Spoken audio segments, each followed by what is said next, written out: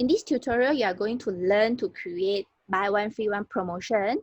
But of course, in Easy Store, not only limited to one quantity, you can actually set quantity and minimum purchase in your discount.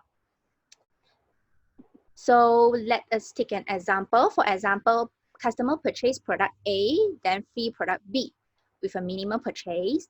Now we have to go to admin panel, marketing, then you click promotion and click add promotion. All right, then move on, we are going to see free gift. You see 3 options here, right? So for this promotion, you're going to choose the second option, cherry with minimum 2 apple purchase.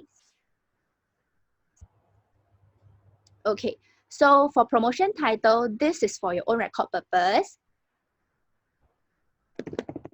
131. Next, for online store display, it is going to display as a label to your customer. Buy A, free B. Okay, now we have to select the free gift option. So for example, they're going to get this bag for free. So how many quantity they are going to get?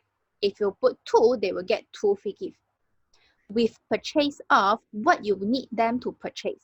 For example, they have to purchase this pants. Okay, minimum purchase quantity, for example, 1. They purchase 1 pants, they're going to get the bag for free. And next, you will see active date. This is for you to set the start date and end date for the promotion. Scroll down, you will see extra condition. For voucher code, this is for you to create the voucher code. And next, you will see target customer. This is for you to restrict who can enjoy the promotion. The first one is open to public, meaning that anyone can enjoy the promotion.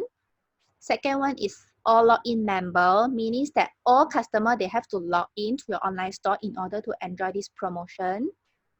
And the third one is selected customer group. So for example, I select VIP group to enjoy this promotion. As for store usage limit, this is for you to restrict how many orders able to enjoy the promotion.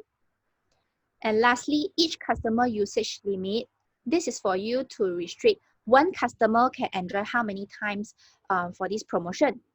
So you have to take note that if you actually set a limited time here, for example, you make it to 1, one customer will only able to enjoy 1 time for this promotion. And the customer will have to log in the account on your online store so the system can actually detect whether this customer enjoyed this promotion before or not.